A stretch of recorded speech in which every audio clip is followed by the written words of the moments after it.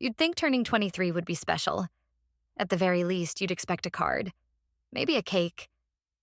But no, my dad handed me an envelope with a smile, like he'd just given me the world. Inside, a bill for $18,750. For raising you, he said. Meanwhile, my brother Jake got a brand new BMW, and that's when I decided revenge wasn't just sweet, it was necessary. I should have trusted my gut when I saw the text from Dad. After 3 years of forgetting my birthday, suddenly he wants me to come home for dinner? But hope is a stubborn thing, especially when it comes to parents. My little studio apartment still smelled like the birthday pancakes I'd made myself that morning, the cheap box mix kind Mom used to buy. I put on the black dress I'd bought with my first paycheck from the law firm, the one that made me feel like I belonged in those fancy courtrooms. The train ride to Westchester gave me too much time to think. Maybe Dad was finally proud of me for getting into Columbia Law. Maybe he wanted to make up for missing my graduation. Or maybe... The Uber pulled up to the iron gates I'd grown up behind. Through the window, I saw Jake doing donuts in the driveway with a car I'd never seen before. A brand new BMW. "Lila!" he yelled, rolling down the window. "Check out my early birthday present." His birthday wasn't for 6 months. The house smelled like Vanessa's Chanel No. 5 and Dad's expensive cigars. He didn't get up when I walked in, just raised his glass in that half-assed way he did at business dinners. Vanessa air-kissed my cheek. "You look healthy," she said, eyeing my thrift store heels. The dining table was set with the good china, the set Mom's grandmother brought from Italy. There were 3 place settings, 4 chairs, and 1 single envelope next to my plate. My fingers left sweaty prints on the thick paper as I opened it. For one stupid second, I imagined it might be a check for my student loans. Then I saw the words at the top. Itemized expenses. Lila Carter, 2000 to 2023. The numbers blurred as I scanned down the page. Private school tuition, $45,000. Apartment allowance, $60,000. Estimated food and clothing, $33,750.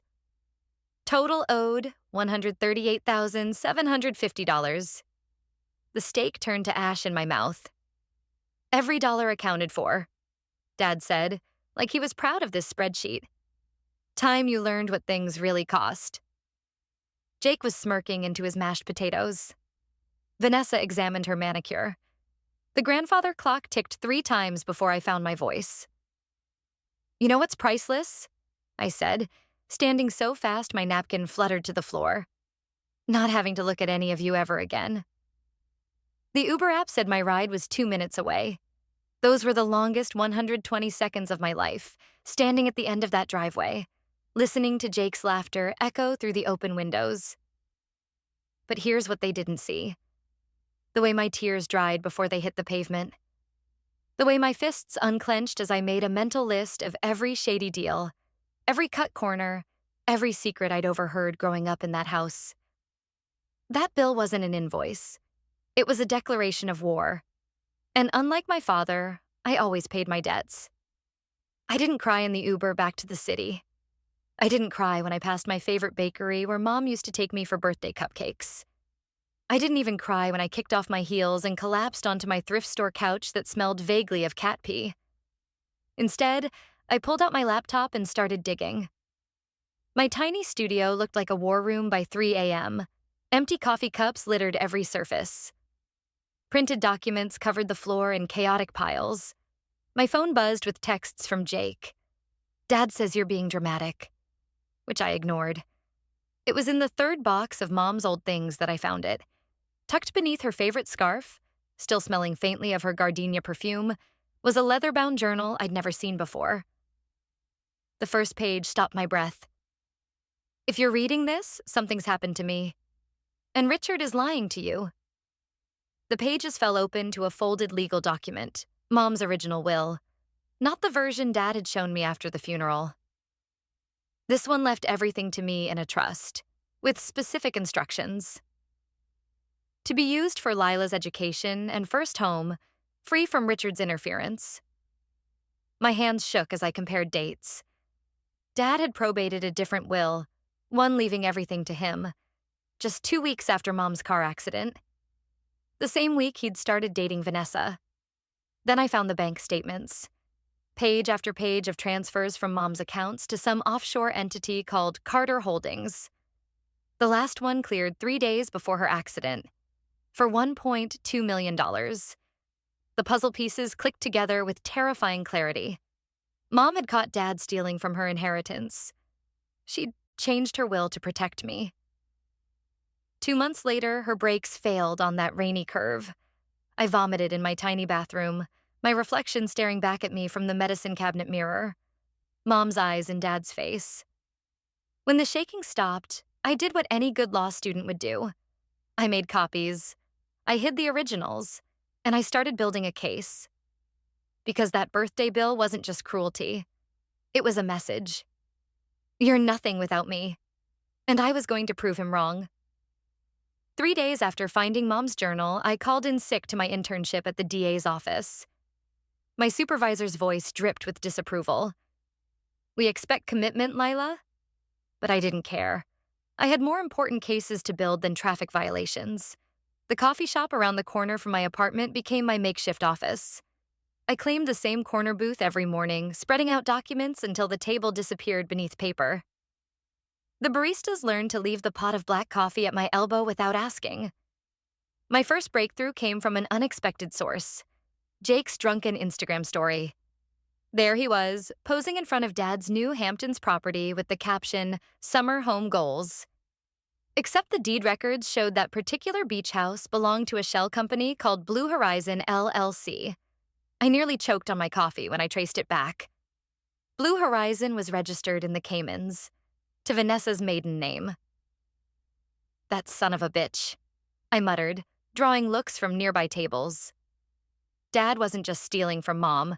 He was still hiding assets, probably from his last 3 divorces too. I needed help.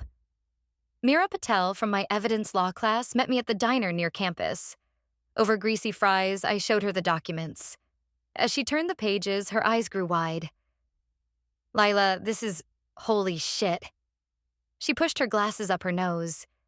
But you can't take this to court yet. It's all circumstantial. I know, I said, tapping the most damning bank statement. That's why I need access to the DA's property fraud database. Meera went pale. That would get me disbarred before I even passed the bar. I'm not asking you to do it. I slid a flash drive across the sticky table. Just tell me which intern has login access. The silence stretched between us. Somewhere, a plate shattered in the kitchen. Finally, Meera pocketed the drive. I'll see what I can find. While I waited, I dug into Vanessa's past. The former Vanessa Cross had quite the history: 2 bankruptcies, 3 lawsuits from former business partners, and a sealed court case from her college days. It took calling in a favor from a journalism major friend to uncover the truth. Vanessa had been accused of embezzlement at her father's company. The charges disappeared when she married Dad's golf buddy 3 months later. My phone buzzed with a text from Jake. Dad says you're cut off completely. Congrats on the lifetime of debt, sis. I smiled for the first time in days, because right then, Meera's email came through. Attached were property records showing Dad had transferred over $8 million in real estate to offshore accounts in the past year alone, all while claiming poverty during his last divorce settlement. The puzzle was coming together. I just needed one more piece. Someone on the inside. That night, I texted Jake. Meet me at O'Malley's. I'm prepared to offer an apology. I could hardly identify the woman in my bathroom mirror as I put on mascara. The naive daughter who craved Daddy's approval was gone. In her place stood someone far more dangerous, a lawyer with nothing left to lose. O'Malley smelled like stale beer and fried onions, the kind of dive bar where no one would notice a Carter heir slumming it. I chose the booth in back, the one with a clear view of both exits. Old habits from watching too many crime procedurals, maybe, but tonight I wasn't taking chances. Jake arrived 20 minutes late, reeking of weed and expensive cologne. He slid in opposite me, his new BMW keychain clattering onto the table. You look like shit, he said, signaling the waitress for a bourbon. 3 months ago, that would have stung. Now I just noted how his hands shook. The same tremor Dad gets when he's hiding something. The waitress brought my soda. No ice, just like I'd asked, and Jake's drink. I waited until she was out of earshot. Dad's planning to cut us both out. Jake's glass froze halfway to his lips. What? Vanessa's pregnant. I watched his face carefully. Due in February. Guess who gets the trust fund now? The glass hit the table hard enough to slosh liquor onto his designer jeans. Bullshit. He wouldn't. Check his office safe. Top shelf behind the golf trophies. I sipped my drink. Prenup amendment dated last Tuesday. I'd expected denial. Maybe rage. What I didn't expect was the way Jake's shoulders slumped, the crack in his voice when he muttered, "That explains the doctor bills." Turns out my little brother had been snooping too. Over the next hour and 3 more bourbons, the truth came out in jagged pieces. Dad had been funneling Jake's trust fund into Blue Horizon for months. Vanessa caught Jake stealing from her purse last week. The graduation gift? BMW? A bribe to keep quiet about some offshore accounts Jake's phone buzzed. He flipped it over without looking. Dad's tracker app. Thinks I'm at the library. His laugh was bitter. Like I'd ever open a fucking book. The jukebox switched to some sad country song. A drunk couple argued by the bathrooms. Normal bar noise that suddenly felt miles away. For the first time in years, I actually looked at Jake as I reached across the sticky table and turned his face toward me. I recognized the same frightened child who used to crawl into my bed during thunderstorms behind the bloodshot eyes and arrogant grin. I muttered, "Help me take him down." Jake's eyes flicked to my untouched soda. "You're not drinking. Need a clear head." "For what?" I slid a folded paper across the table, a printout of Dad's calendar for next Friday. The annual charity gala at the Met. Every business contact, every politician, every reporter who mattered would be there. Jake's grin slowly returned, but different this time. Sharper. "What's the play?" As I laid out the plan, I realized something terrifying. We might actually pull this off. Because the one person Dad would never suspect was his golden boy. And the one thing Jake hated more than losing money? Being replaced. The Metropolitan Museum of Art gleamed like a cage made of gold. While New York's elite sipped champagne and feigned concern for charity, crystal chandeliers threw broken light across marble floors.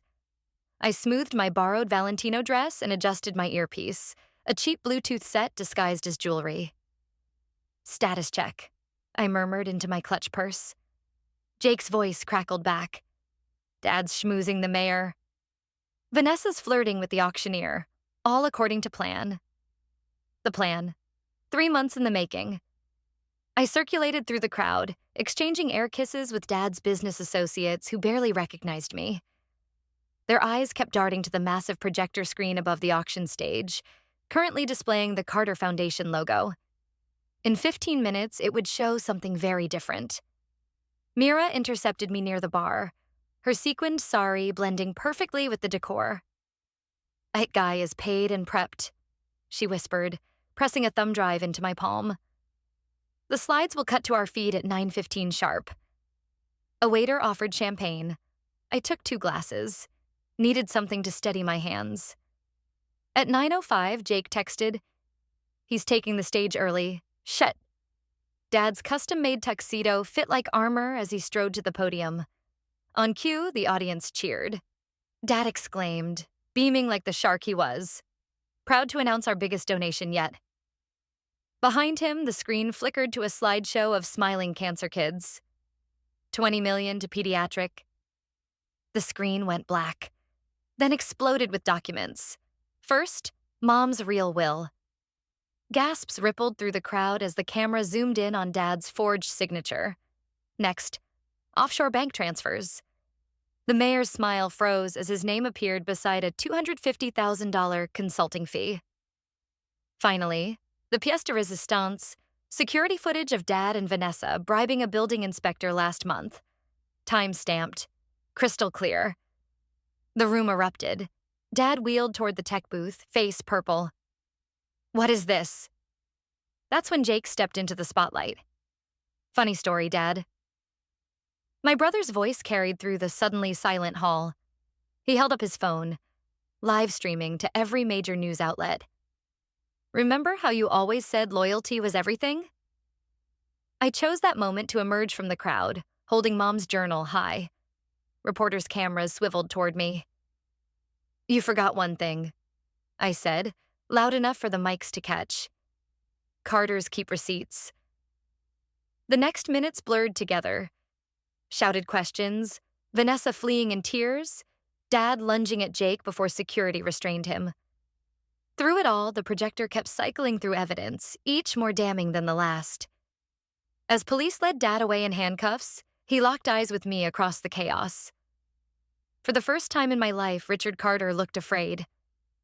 Jake appeared at my side, shaking but grinning. Happy belated birthday, sis. I squeezed his arm, watching our father disappear into a sea of flashing cameras. Somewhere, Mom was laughing. The best revenge wasn't just winning. It was making sure they watched you do it. Want to see the actual footage from that night? Click here. And if you think karma's as sweet as I do, smash subscribe. Because part 2's coming sooner than Dad's parole hearing.